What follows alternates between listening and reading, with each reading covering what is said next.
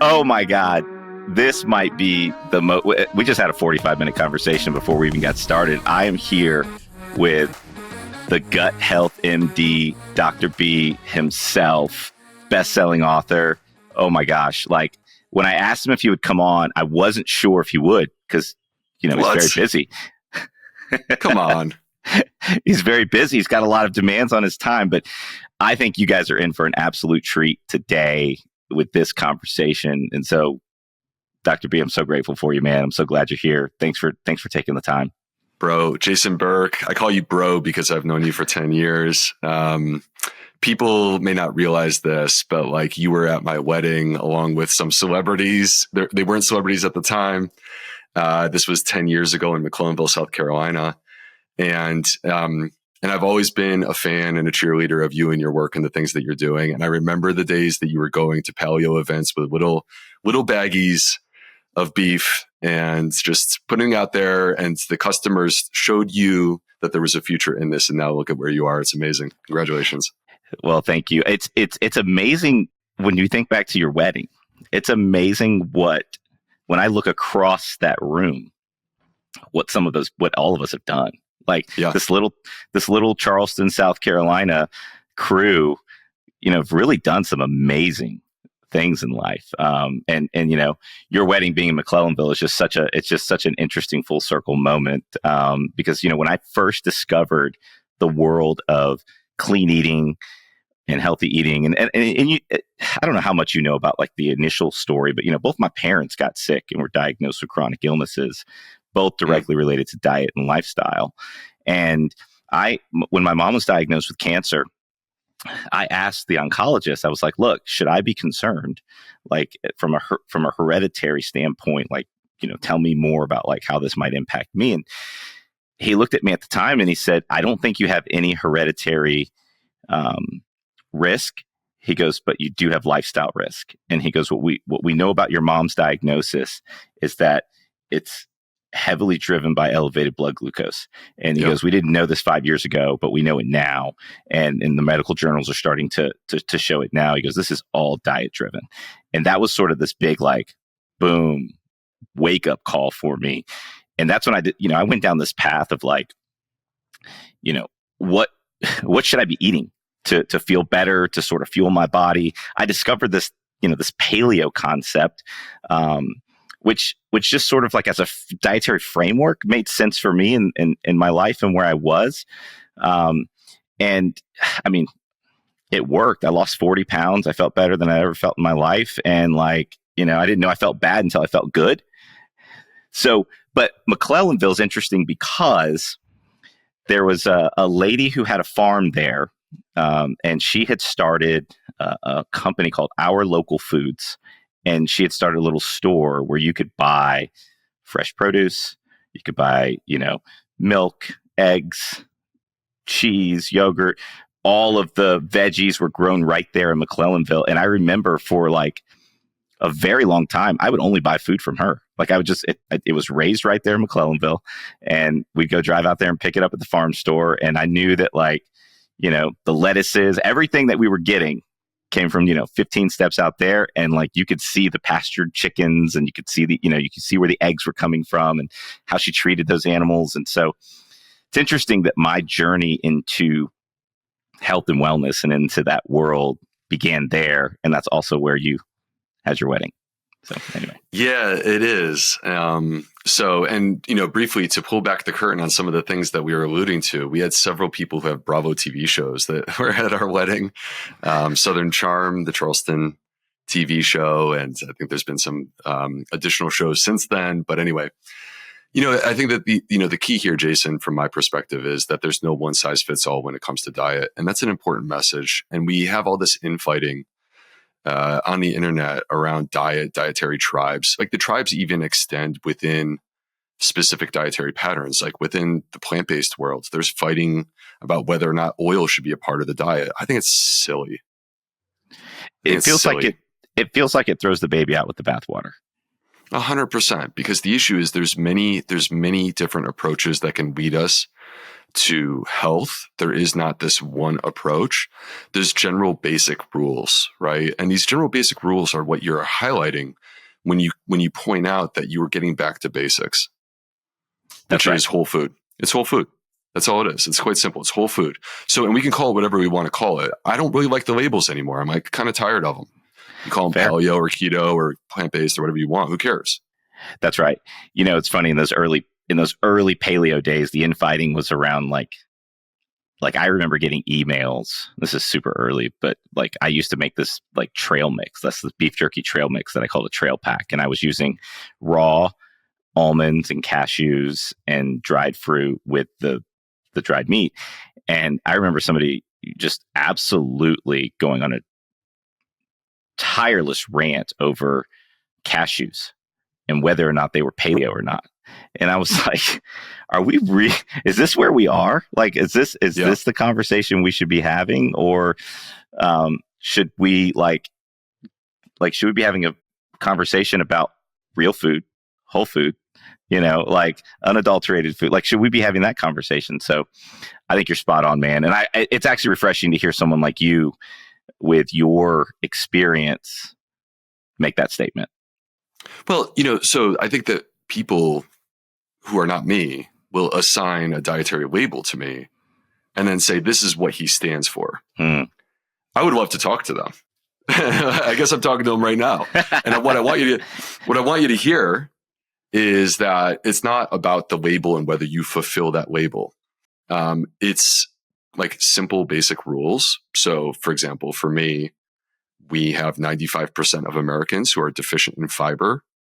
I am completely of the belief that if we addressed this one nutritional deficiency, which to me, this is our most profound nutritional deficiency, if we address this one thing, we'd be way healthier as a society, right? And there are many different ways that you can do that. And that includes a paleo diet, right? And that can even include a keto diet if you do it right. Why are 95% of the population deficient in fiber? What is it? Is it the processed foods that we consume? What is it? Yeah.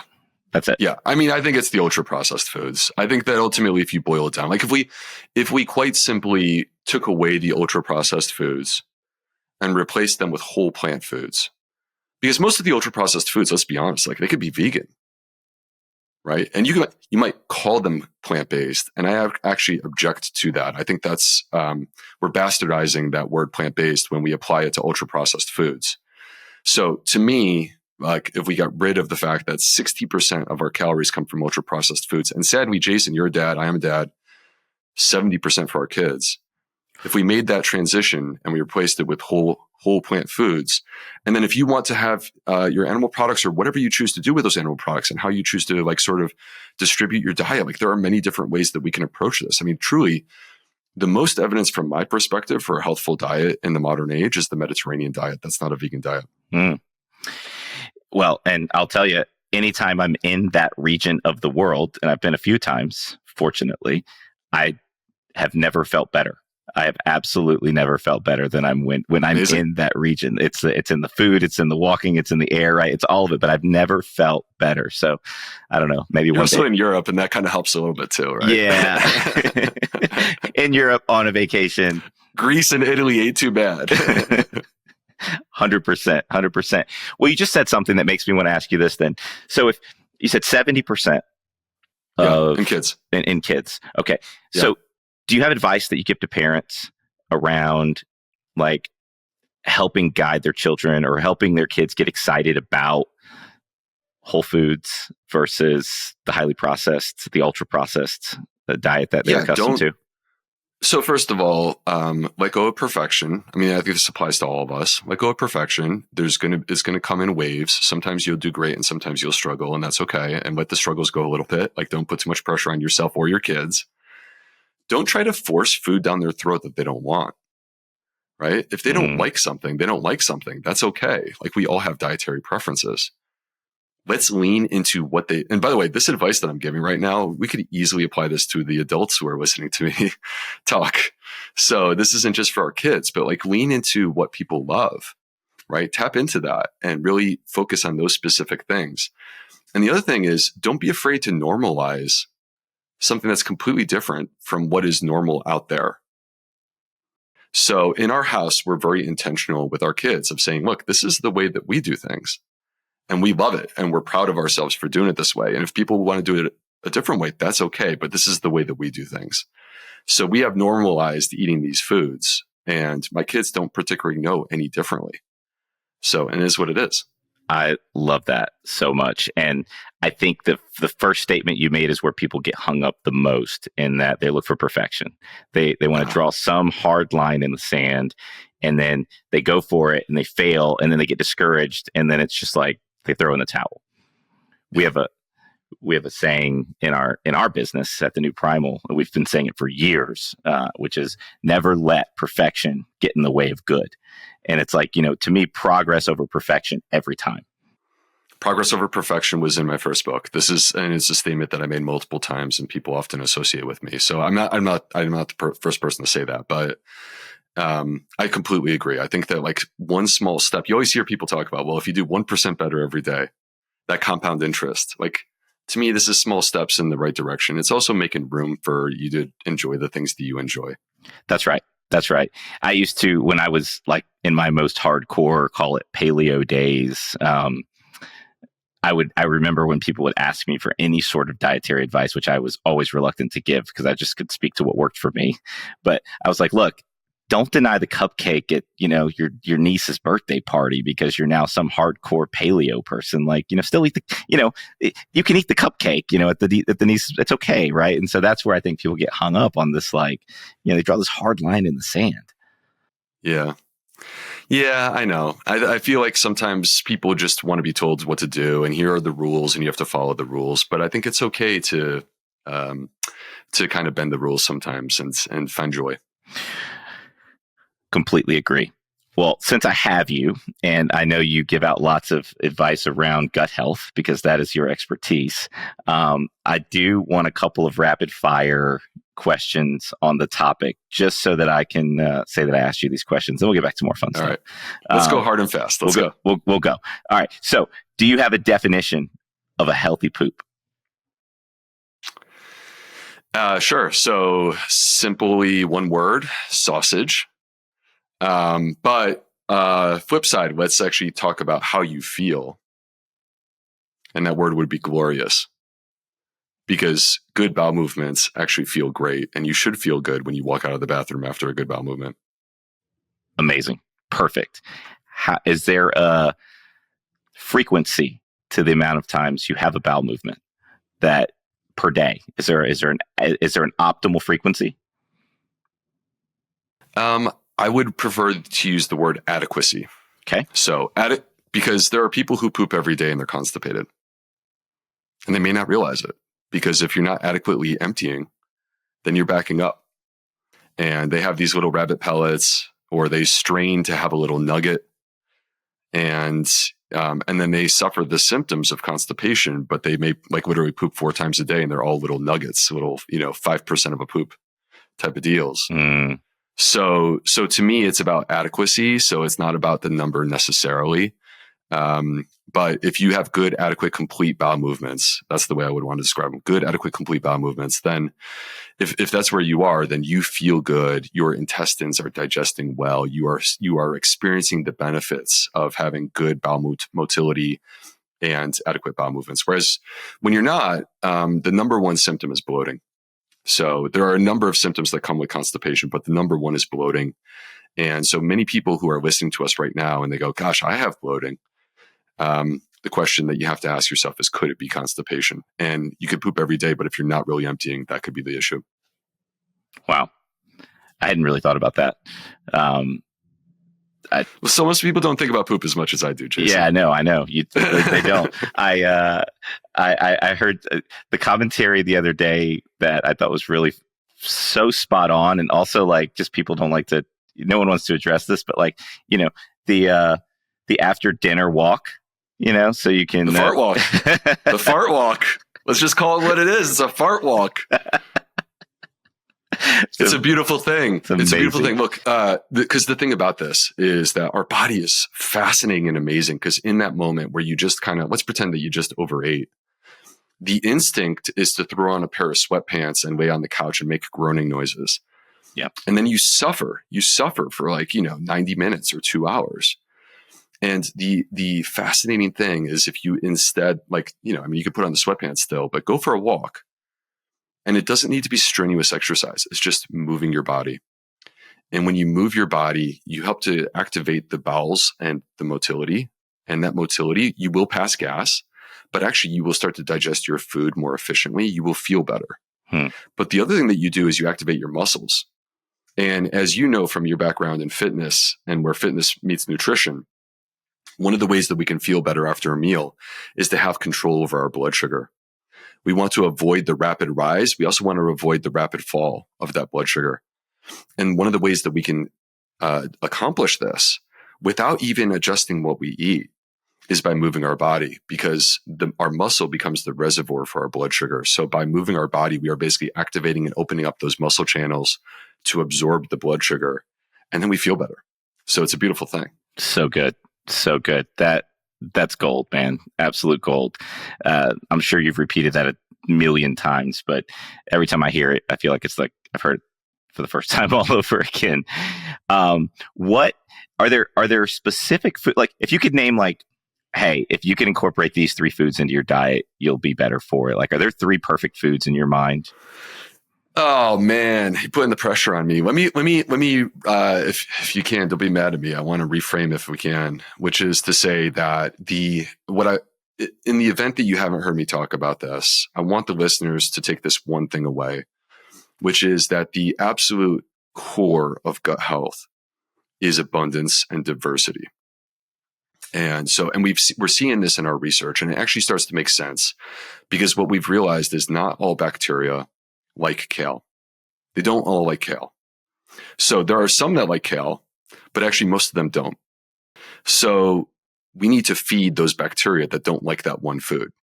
And the way that we accomplish this is by eating a variety. So when you get, whether it's eat the rainbow or eating a diversity of plants, however we want to call this, when you do this, variety in the diet translates into variety of microbes being fed. And a well-fed, diverse microbiome is a powerful microbiome and a tool for human health throughout your entire body. So that's the key. Diversity. I set you up with that one. It was like, just tossed it up for you. You threw me the alley-oop. You're like Chris Paul and I'm jumping up there. I knew it was coming. That's so good.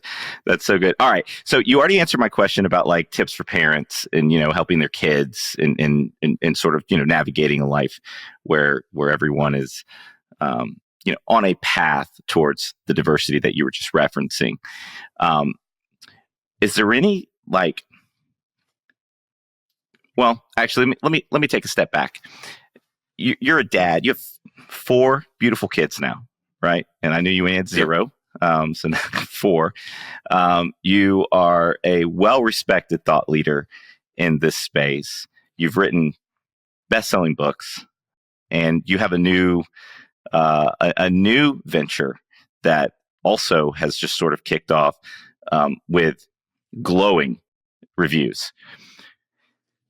Certainly feel free. I'd love for you to talk a little bit about the journey in launching your new brand, but I want to spend a little bit of time here talking about how in the hell do you hold it all together?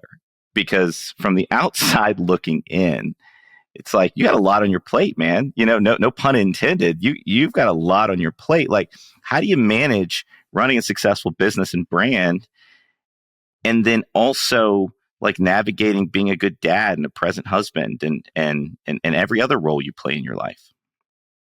Yeah, these are great questions.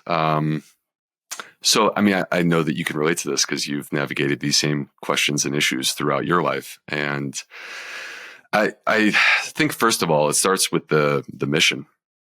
What are you hoping to accomplish? And my mission has never changed. I may be manifesting that mission in a very different way than I ever thought I would be in my career. My dream was to be a doctor, but really the mission was to use my effort, my talent, my education to try to help people. And now I'm doing it on scale by writing books, by creating content, by creating courses, and now most recently with supplements. And they're just all different ways to basically touch people and potentially make a positive impact in their life. That's what it's about for me. And so to have that mission be at the center of everything that I do, I think is what propels, like that's the engine that drives everything that you're asking me.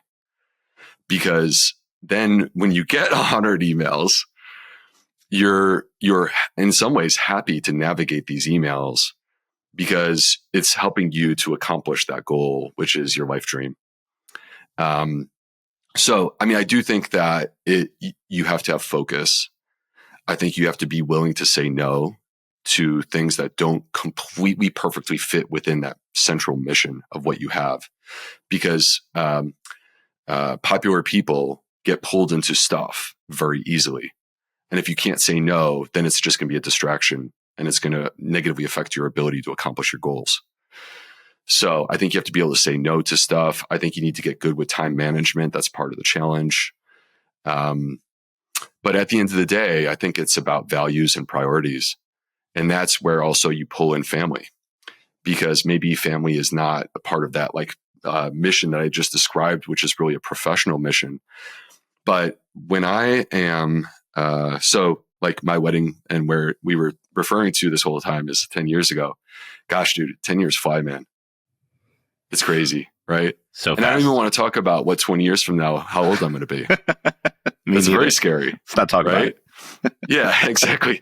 So, but where do I want to be when 20 years or 30 years from now, when no one knows who I am or what I've done or the books I wrote, or the social media is like completely closed off, like washed up. That app was like a long time ago, in the way that CDs, we talk about CDs now. My kids have never seen a CD, right? We came up on that. So I think the question is like, who is that man, right? Who do you want that person to be, and what do you want them to say about you? And I think we should have a vision for what our life looks like over that full arc. That's more than just our professional goals. And if we're losing, if all we are professional goals, then we're losing sight of the holistic person. And I also think that like my legacy is not my books. My legacy is my kids. And so that becomes a central part of who I am. And I've had to make hard choices. So I'll give you a quick example. You and I just touched on this briefly before we started recording, but I didn't even get to really dig into this. So I'm going to dig into it now. Please.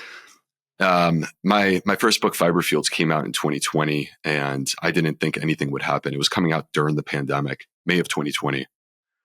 I had zero expectations. I was in practice in Charleston, South Carolina. I was a community gastroenterologist, and the book completely blew up and changed everything. And suddenly, like a lot of things are coming at me hard.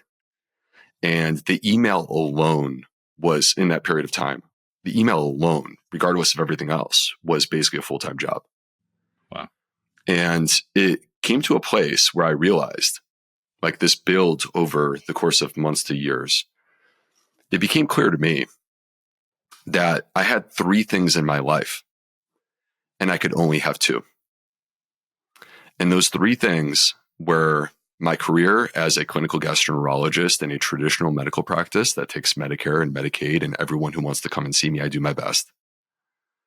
Number 2, my career as an author and as a person who is attempting to make impact on scale to, like in my mind, millions of people.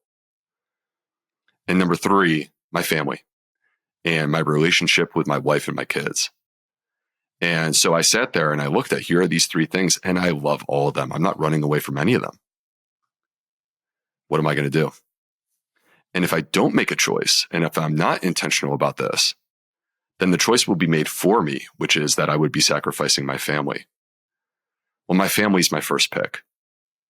So with that in mind, I need to ultimately get rid of one of these 2 career choices. And as I sat there, to me, the opportunity, and each person, maybe people feel differently about this, and they can think about what they would do if they were, posed with this choice. But to me, the choice between the opportunity to impact the lives of millions of people versus to have very close, tight-knit relationships in a traditional doctor-patient relationship with a few thousand people. I couldn't pass up that bigger opportunity. And so I left my medical practice. Not an easy choice for me. My dream was to be a doctor. And actually, when I did this, I struggled hard for about a year because I didn't feel like I knew who I was. And so nonetheless, I'm feeling pretty good right now. and I think though that like sometimes I think the point that I would try to relay on to people is that sometimes we have to make hard choices. We're forced into hard choices. I was forced into a hard choice. I didn't want that. I didn't predict that when I signed up to write a book. Right. But there I was. And I think in those moments of hard choices, you need firmly entrenched values that you're going to use to navigate those choices. And to me, those values, like when I think about the man that I want people to see me as, I would much rather them see me as a great dad and a great husband than as a great doctor. And so that was the choice I had to make. Wow. There are so many things I'd love to unpack in that. We won't have time to do all of it. We'll have to do another podcast. Yeah, we'll have to do a part 2 because there are so many things. What I heard there is something that I heard definiteness of purpose. And Napoleon Hill coined that specific way that you just described it so eloquently. But Napoleon Hill, who authored the book Think and Grow Rich in like the 1930s or 40s. I don't know if you know who he is, but it's one of the best-selling business books of the last century. And I would argue that most books on business and success and human psychology today have sort of taken a lot of their goods from Think and Grow Rich. But Napoleon Hill wrote a second book that was never published. And it wasn't published until like it wasn't published until 2011. And this guy wrote the book in sort of like a post World War II. And his family was too controversial to write or too controversial to publish. His family wouldn't let him publish it. They thought he would like get, I don't know, blacklisted from society if he published it. But the book's called Outwitting the Devil. If you ever want to take a look, it's a fascinating read. But he's having a full-on like interview with the devil, and he's asking him about the world and life and like what his role is in the world and all these things. But the point that one of the key points that he makes in this book is that the devil's goal, and again, this is sort of like hypothetical. We don't have to get into like the spirituality part of this, but like the devil's goal in life is to sort of take away your definiteness of purpose so that you drift. And so that you're this concept of drifting is like what is how he gets you, and but as I looked at that, I go, oh my God, isn't that the human struggle? Like to have definiteness of purpose, to define the value systems the way you just did, and to have definiteness of purpose and saying, look, my number one priority is here. And I've got all of this opportunity. How do I select this?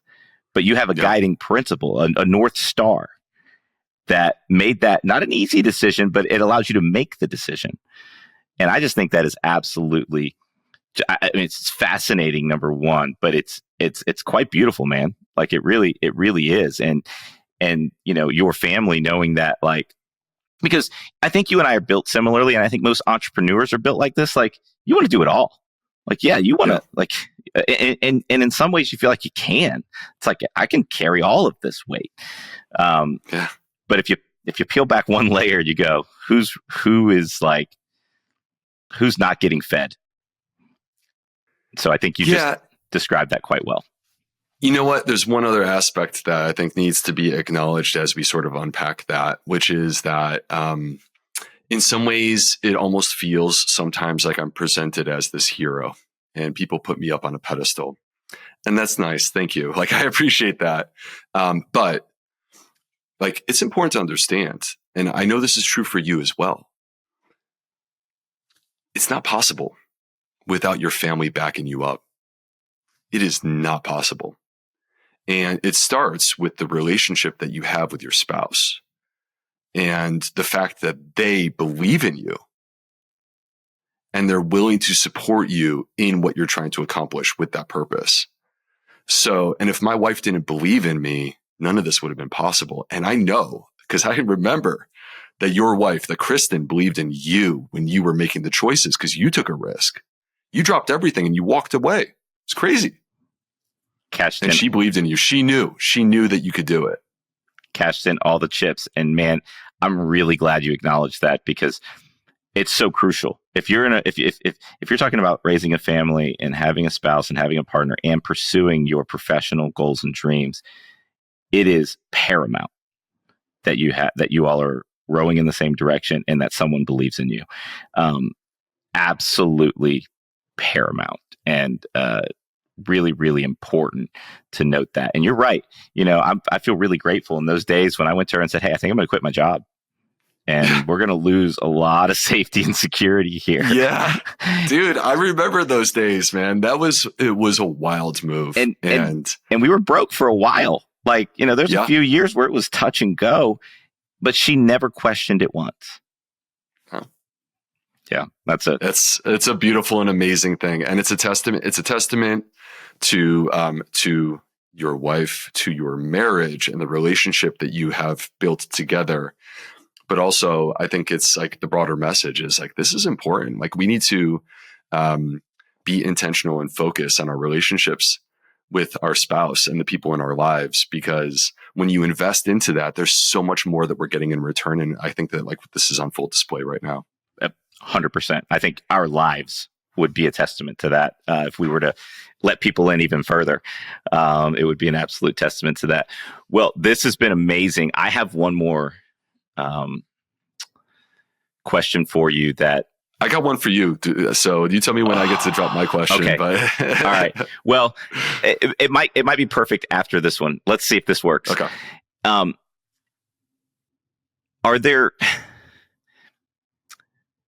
there things you struggle with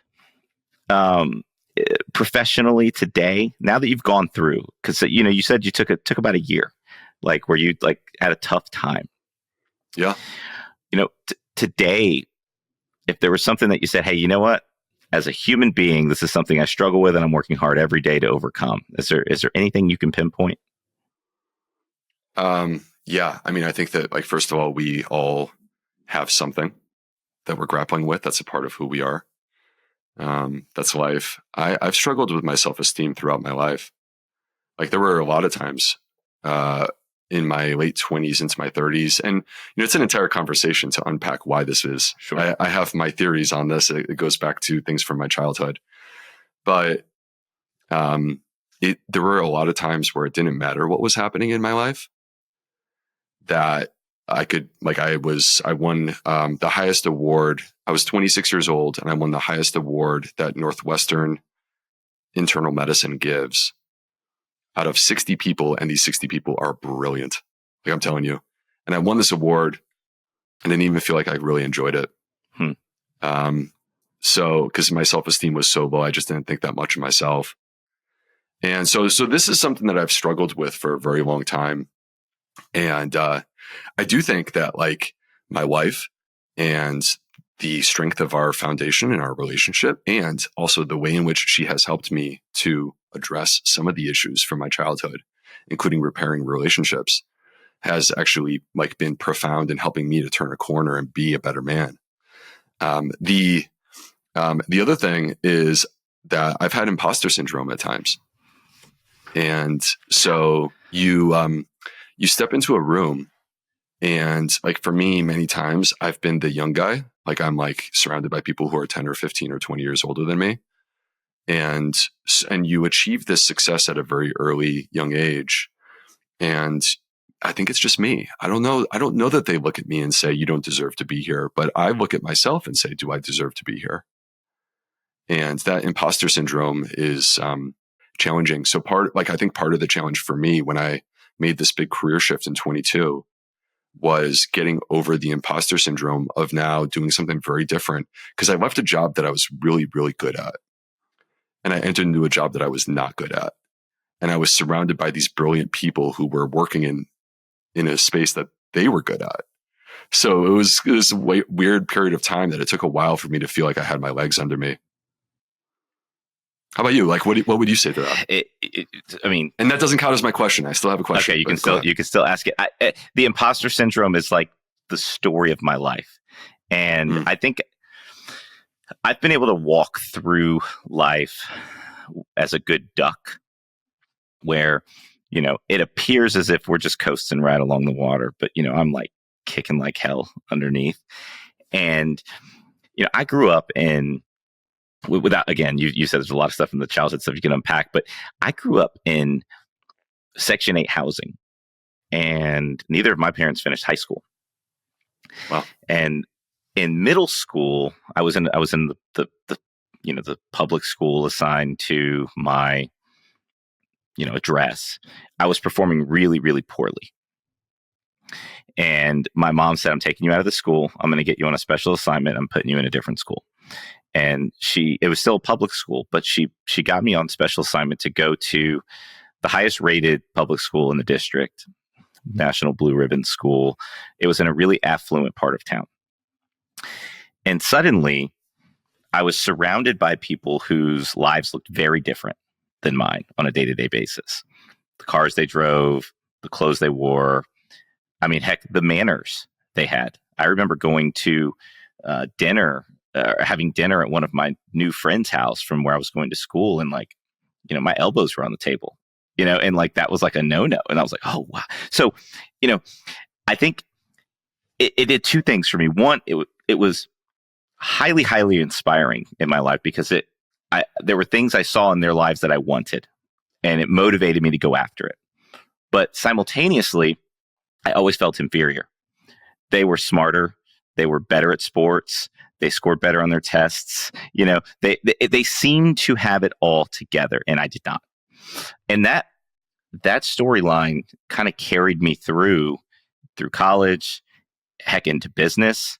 I remember when I went out to raise my first round of capital, one, youth plays a role, but secondly, I'm surrounded by these really brilliant people, and I'm asking them to invest millions of dollars into my business. Like, who am I to ask this question? Who am I to make this request? And, it's been a lifelong journey for me to overcome that imposter syndrome. I still battle it, even though today I have 25 products distributed nationally at Whole Foods. I have products in 10,000 grocery stores across America. I sell millions and millions of units of products every single year. And I still feel like I've done nothing. Like, who am I to present myself? I was in a meeting 2 days ago at Target headquarters, intimidated as hell, and I'm like, wait a second. I know what I'm doing here. I've been doing this more than a decade, but I have to kind of talk myself out of that. And it all comes back, I think, from that moment where, I got thrust into an environment where people were better than me. And I had to sort of, overcome that. If you look, I set up a landing page and a website for this new podcast. And on the homepage, it says, "You belong here." And so, you absolutely just nailed that with the imposter syndrome part of that. Jason, you've done amazing work, man. You've done amazing work. And if I were there, I would give you a big old bear hug. Oh, I appreciate that. To let you know that. But now I'm going to make a hard pivot away from, because we're getting deep there. Yeah. And I'm going to, I know we're out of time, so I want to get my one question in real quick. Okay. And it's totally superficial. It's purely for vanity. Perfect. And it has to do with the fact that, let's just be honest, this is completely readily apparent to any person that sees us with our wives. We married up. Our wives are much better looking than we are. So I'm constantly trying to do a little bit better to try to catch up where I can. I have to, I can only shape the clay so much. Here's my question to you. What's the secret of thick hair, man? Give it to me. Give it to me. I want it. I have a buddy who trolls me And on. if the answer is new primal, you could say that. If the answer is new primal, just say it. Eat a lot of meat. No, it's you know, it's not. I actually truly authentically believe that this is genetic. I authentically believe this is a genetic blessing. My dad, Cheers, man. my dad is 82, still has a full head of hair. My mom is, her heritage is partially Cuban, and they sort of have this really great thick, head of hair. I mean, luscious. It's a small forehead, though. The trade-off is, I don't get the forehead, but well, you can extend the forehead when you have huge hair, so it works out fine. You're doing okay over there, buddy. It's certainly one way I've been able to keep my wife's attention, who I married up, to your point, quite a bit, is that, it's the one asset I think I've always been able to fall back on.